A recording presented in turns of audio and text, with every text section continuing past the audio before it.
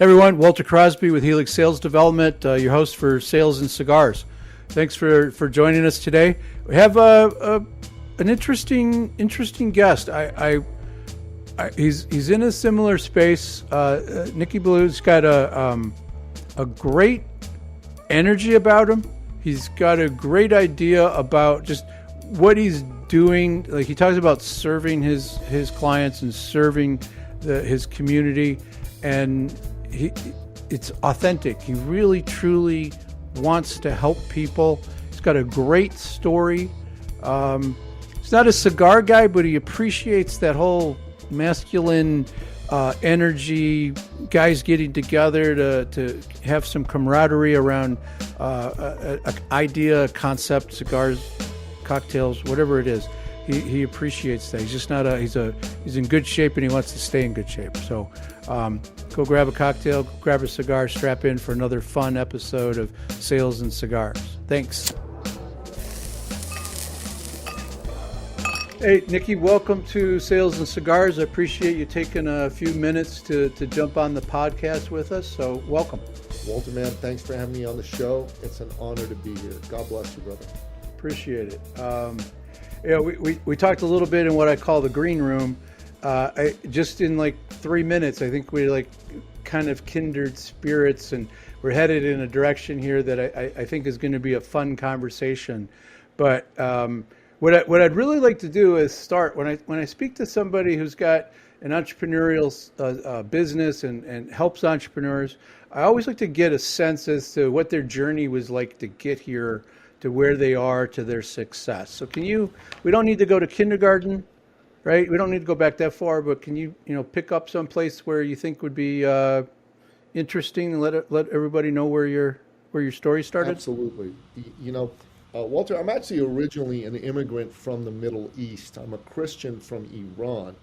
When I was 11 years old, the Islamic Revolution took place. And my late father, God rest his soul, he's somebody who could see the writing on the wall. This was not going to be a great place to raise his Christian family. So what he decided to do was he made a plan, and he got us out of Iran. And eventually we settled where I now live in Toronto, Ontario, Canada. Now, at the time, I was 11 years old. It took us a couple years to get out of Iran, but I left behind all my friends. It was terrible for me. I was so upset. I was, inconsolable. But looking back, my dad It's a tough age. did an incredible thing for our family. He took us out of tyranny and he brought us to freedom. And, my father was a man of foresight and prescience. My father was a man who believed in uplifting his fellow man. If you knew my dad and you were looking for work, he'd find you a job. If you were looking to start a business, he'd help you start a business. If you were looking to buy a car or a house or an apartment and you didn't quite have enough, he would top you up so you could buy that car, that house, that apartment. And a lot of people just go to me and go, Nicky, what are you talking about? Who does that? Well, the late, great Napoleon Billou, for one. But why would he do that? Well, he would do it because, first of all, he was a Christian, devout, and he believed he'd been blessed by God, and it was his duty to share those blessings. It was very, very important to him and how he chose to live his life day to day. But second, Dad was a man who could help people because he was successful. He had the financial wherewithal as an entrepreneur to do that. Me, I wanted to be like Dad. I was one of these fellas who wanted to be like his father, square man. Right? And eventually I became an entrepreneur and I got into the helping professions in entrepreneurship. There was a point in time where I was one of the top fitness trainers in all of North America. I worked with Olympic gold medalists. I worked with top CEOs. I worked with multi-billionaires, multi-millionaires. I worked with top, people in real estate, mortgages, et cetera, gurus, you name it. And here's what I saw. Eventually I got into the business advisory service aspect of entrepreneurship. And I saw that there was a lot of good men and women in entrepreneurship, right? They were really good at what they did, but they were not good at business. Marketing and sales scared them. Hiring and firing mystified them. Culture was like, what the heck is that? Balance sheets, income statements, cash flow statements. I don't even, what am I looking at here? Right? And never mind exit plans and exit strategy. They just didn't get it. So me, I'm a learned man. I have a master's degree from Georgetown University. I graduated magna cum laude. I graduated from the University of Toronto, in business, international business, in diplomacy, politics. I'm a man of the world. I've lived on several continents, several different countries. And I understand business. I can help these people. It's not that complicated for me. And I'll give them my confidence. And here's the truth. I've been able to help a lot of folks do that. I mean, are you familiar with Michael Gerber and his work, The E-Myth Revisited? Yeah.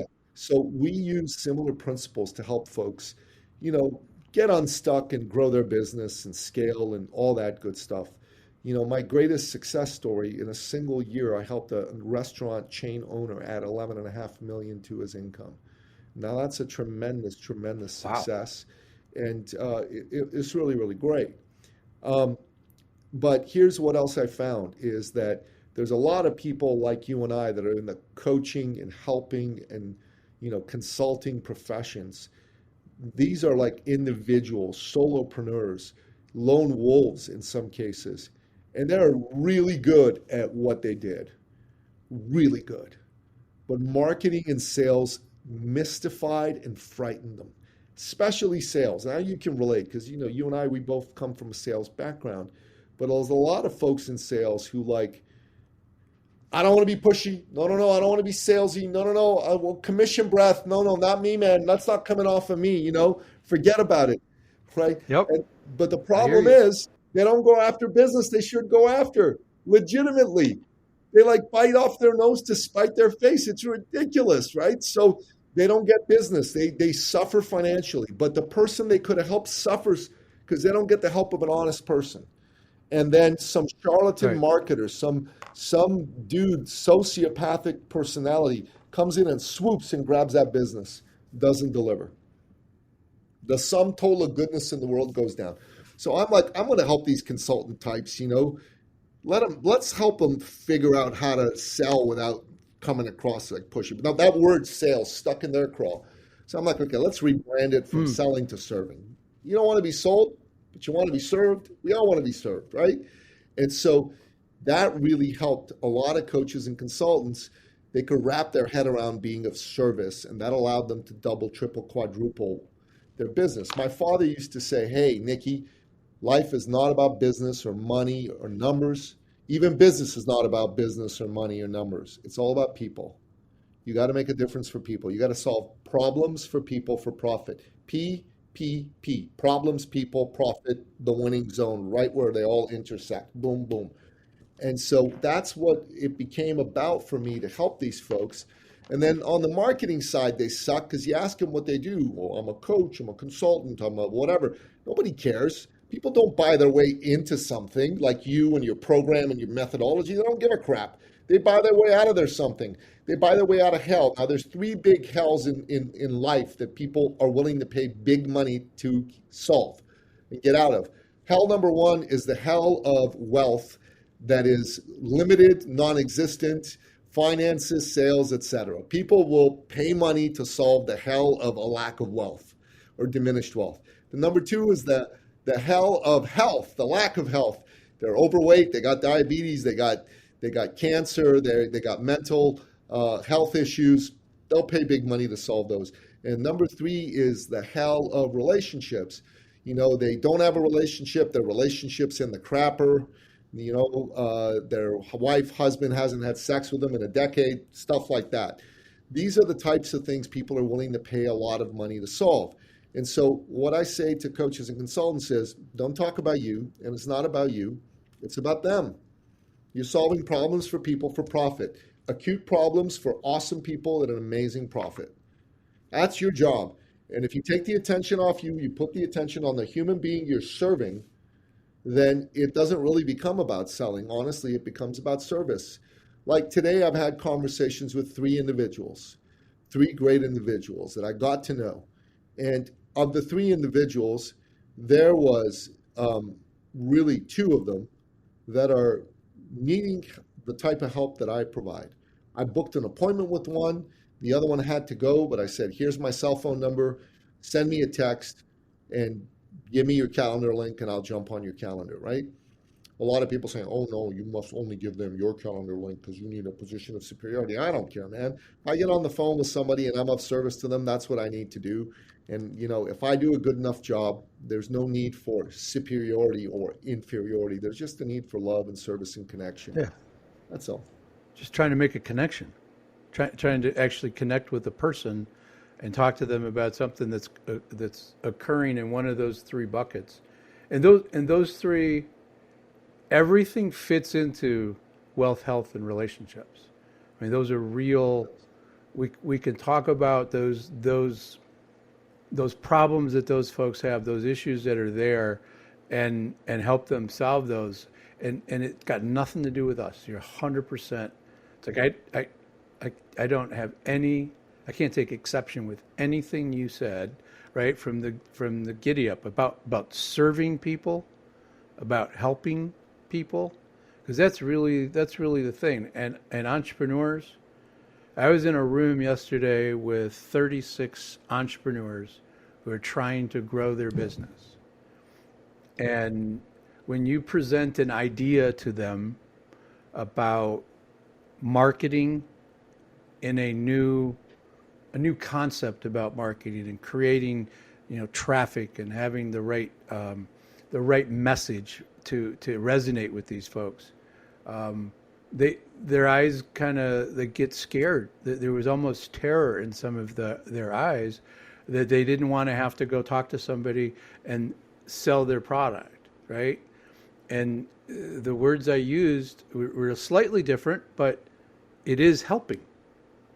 We're trying to help people, and some people we can't help, and that's okay. We might know somebody that can. We might be able to make a connection for them, right? But it's always about that people connection, helping. Those are the bridges that get us through life, I think. Great story about your father's vision. And how many, you've lived around different continents. How many languages do you speak? I speak two fluently. I've got some French as well. And when I was young, I spoke Assyrian, but I don't really speak that any longer. Because I think that's one of a little off topic, but I think it's one of in my country here in the States, I think it's a thing that we really do a terrible job of helping our young people learn a language when they're young and children. That's when our brain is malleable and we can take that kind of language skills and learn them when we're 4, 5, 6, as opposed to 16, 17, and 18. It's a little more challenging, but I digress. Sorry. So let's talk a little bit. That's a great journey, and why we're an entrepreneur helping a very specific market of people that are struggling to relate to sales in a way that isn't that stereotypical way.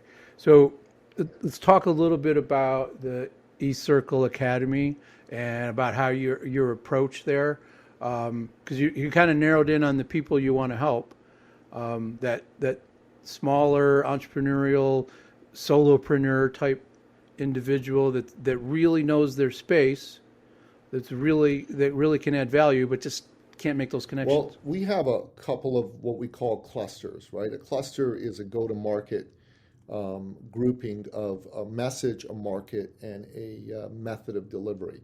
So definitely entrepreneurs, consultants, coaches, corporate trainers, that's definitely a target market. But we also have another target market, and that is CEOs of corporations, because it is my humble belief that today, if you as a CEO wish to scale your business, you need to put yourself at the center of your company's brand. You need a thought leader, authority brand for you, because people are going to come and buy from you. I'll give you a case in point.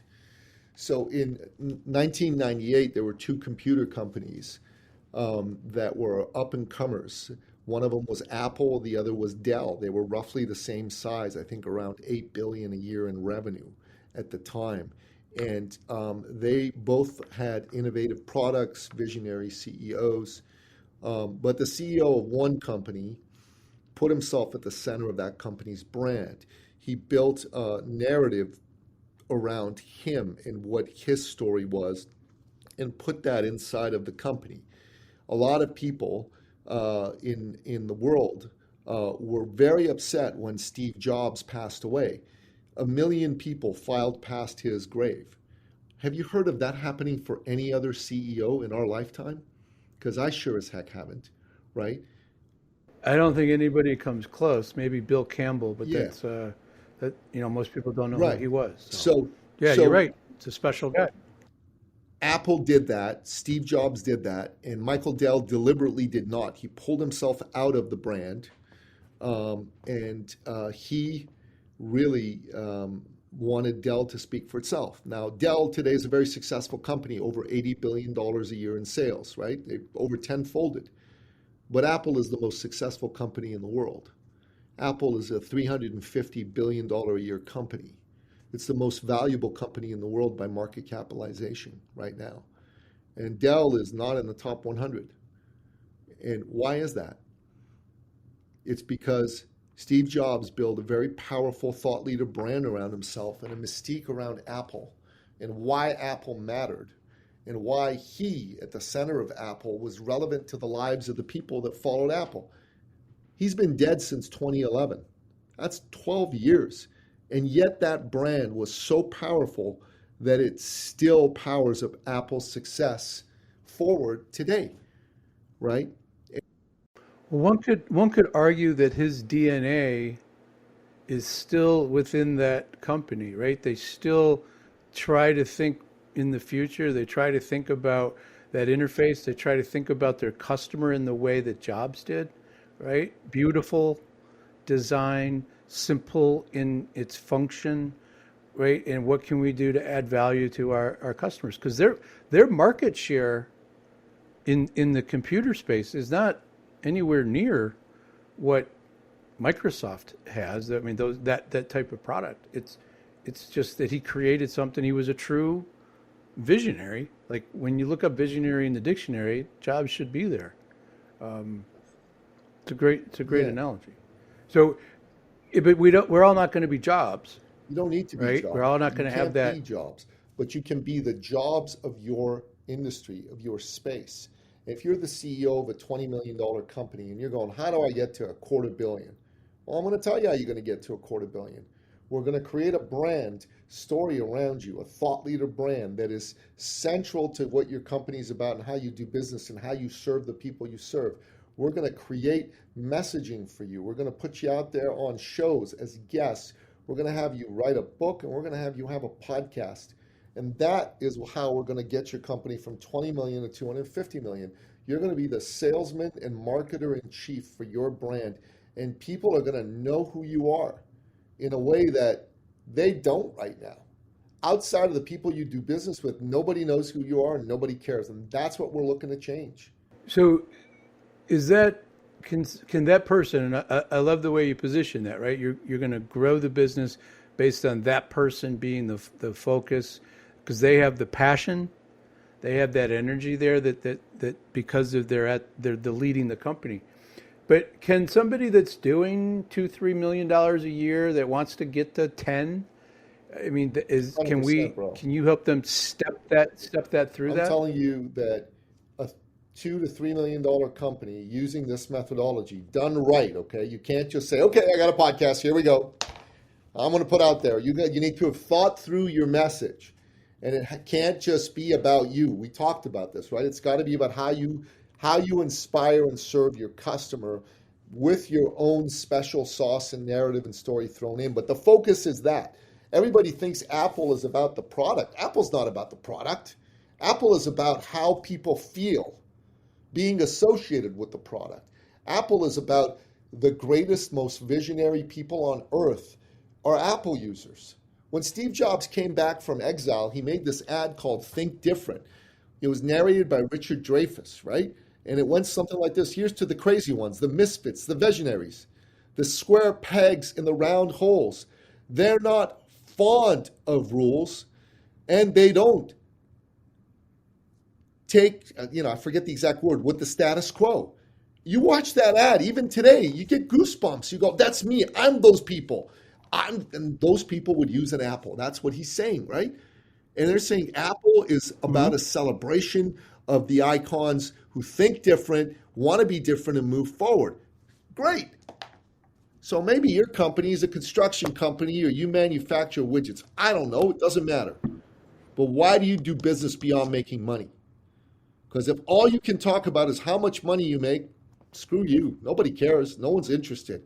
But if you're talking about you did this because there was a vision that came from your father being in business, and your father was the kind of man who would push people forward, and he would help people be better inside of the way that they did what they did. Now, if you can do that, we're golden, bro. We're golden. But if you can't do that, we're not. We're screwed. And that's important. That's what people got to understand. And it has to be authentic too, right? It can't be Absolutely. You can't be full of crap. some actor. No. It's got to you got to be able to you got to be able to come from a place where you're telling your story and all of that energy and everything that comes from it, right? It's exactly what you did here. I'm helping people see that exactly what you did the first 7 minutes of the program is to actually illustrate what you help people do, is to be able to describe who you are and why you're doing it and how you're going to help somebody, but you got the why in there. You got what's driving you to do it. And it's not, sure, we all want to get paid, that's important, but that's not your driver. Your driver is to be doing this thing to help people for all of these other reasons that are over here, that help somebody develop their relationships, help them, enhance their wealth, and and by default, they're going to actually improve their health too. Amen, sir. Amen. Amen. I love it. I love it. So, in terms of reaching out to you, and if your ideas resonated, because you said about 5 or 6 things. There's one thing that you said that I wrote down, that some of these solopreneurs don't have. They know their stuff, they know their space, but they don't have the confidence to go talk to people. But you're going to give them your confidence.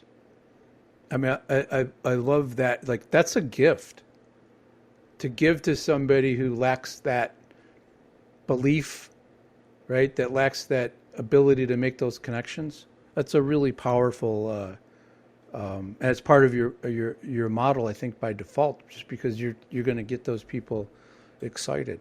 So those people, that solopreneur, that consultant, that corporate trainer out there that needs a little confidence boost, that needs some structure to get to the next place, how do they reach out to Nicky? Look, if the message of being at the center of a brand makes sense to you, be you a solopreneur, be you a CEO, then what you need to do is you need to go to my calendar and book an appointment.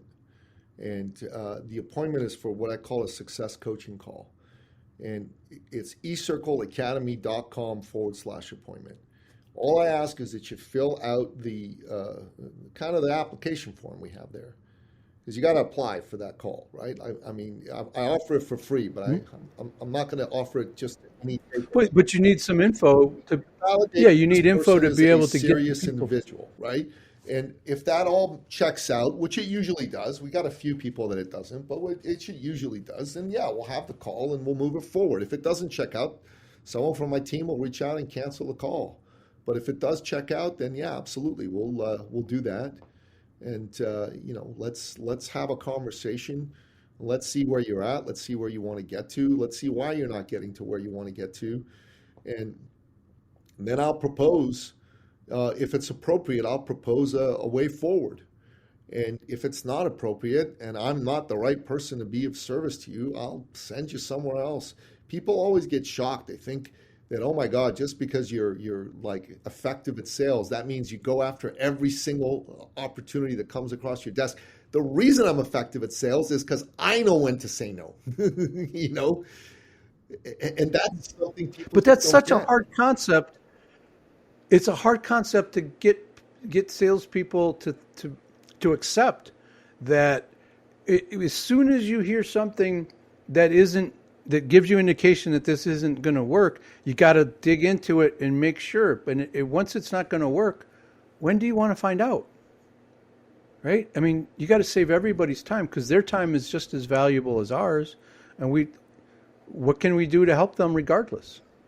I love it, and you're going to add value in that call to this individual, whether they move forward or not. You're still going to find a way to add value to them. So 100%. Well, we'll have all that that's we'll have all that in the show notes.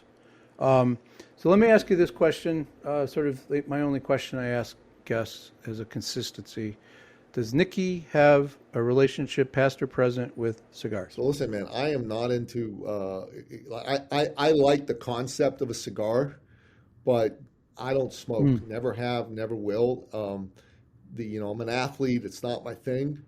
But when I see, Got especially it. men, getting out there with some cigars, getting out there with a glass of a beverage, and having fine comradeship with other men, to me, that's a beautiful thing. And I've been around that with men, but I'm not a smoker, man. It ain't my thing.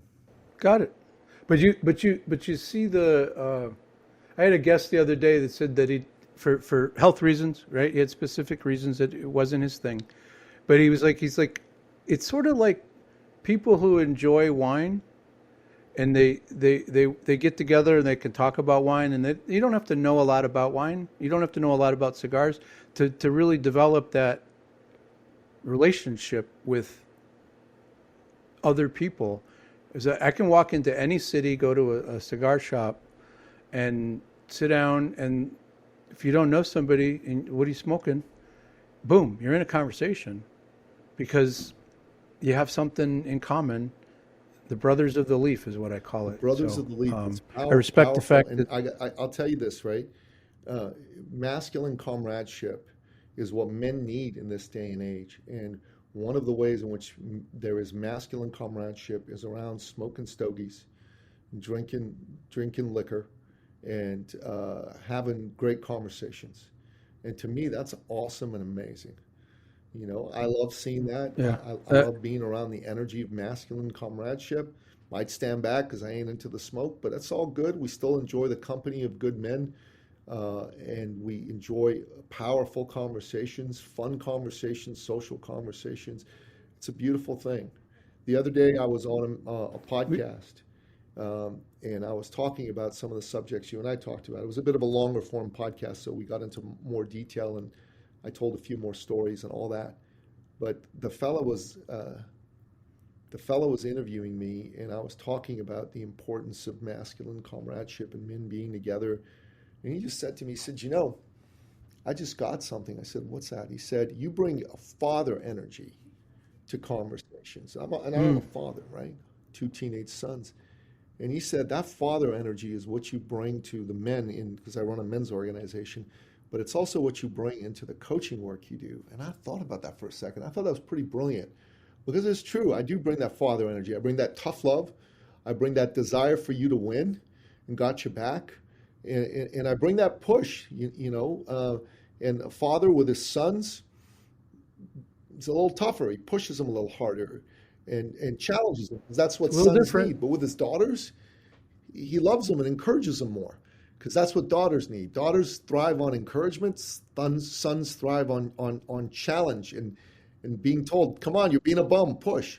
And that's an incredible insight on this man's part when he was interviewing me. And I really liked it. And I'm going to be using it in what I do in the next little bit. Oh, I think it's totally appropriate, but I think there's one little more click to dial that in that um, our generation. I'm probably a little older than you, but what your father represented to you and how he parented, that that style of parenting is a little different than what I see out there today. So you're not only bringing that fatherly energy, that masculine kind of coaching thought. Like I've been accused of being a football coach approach to what I do with sales. And I took that as a compliment because my football coach, I run through a wall for him. That's amazing. Kill you in practice, scream at you, but all you needed is that, like, hey, Crosby, pat on the ass on the way out, nice block on blah, blah, blah. He was paying attention, right? There was so much respect there. That's not always there. So that's more important to a certain couple of generations right now, that they get that someplace. So you can bring that. It's a natural thing. Add that to your brand, man. That's amazing. Yeah, I think that's really great insight. Folks need to be fathered by real fathers, like tough masculine men. So listen, my son, I'll just leave you with this story. My eldest son is 17. Just before he turned 17, he and his friends got into a bit of trouble. I'm not going to get into some stuff, but there was a group of his friends that did some stuff, and all the parents were upset, and they were talking amongst each other, talking to me and as well, and they said, well, my kid's going to be grounded for the next 6 months. And I'm like, yeah, that seems a little harsh, but I think my son should be grounded for a month, and I'm going to take his phone away. So I took my son's phone away, and I grounded him. And I made him study harder and longer and stronger and all that. I found out within 2 weeks they all caved. They all caved. And two of the parents were cops. Like, these men were police officers. So I expected them to be a little more, shall we say, stern than the average civilian. Discipline. But they all caved. And compared to the standards of my father's generation, I would consider myself a man of average toughness, But compared to men today and fathers today, I'm the GOAT, man. I'm the GOAT of this era. You know what I mean? Because I'm my son, he's annoyed with me because I've taken privileges away and I'll let him do shit and I'm tougher on him.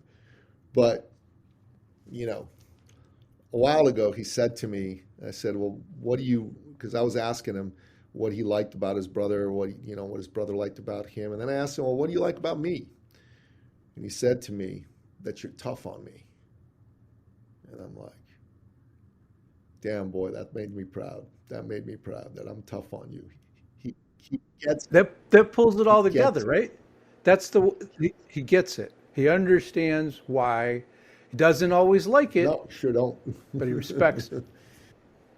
And who we would, or as teenagers, we didn't love all of that. But to me, there's a great line that, you were a great parent as to the kid wants to spend time with you when they're an adult. If you can sit down and have a conversation with them when they're mid-20s, mid-30s, and they want to spend time with you, that's a win as a parent. Because as they're growing up, it's bumpy. They're going to do dumb stuff. It's our job to point it out. My daughter, she'll be 21 in a couple of months, and she doesn't stop amazing me with her ability to make good decisions, and think about things, and she forces me to think about things from a different perspective. We don't always agree. That's okay. But it's that the ability to listen, but she's making good decisions. I don't know where. I think I had a little bit to do with it. My wife had a lot. My mother had a lot to do with that, I think. But but we enjoy hanging out. That's good. Go down to visit her, and it's fun. So, Nicky, this was great. I love it. I love the fact that you're out there being authentic, and I think that father, that getting that message right of being that tough, because you got that look to you, right? You're not going to take any shit from anybody, but you got an open heart. You're gonna be the guy that's going to walk alongside somebody and help them get to where they want to go on their journey. So I love it. Keep after it. All right. Thank you. Appreciate the time.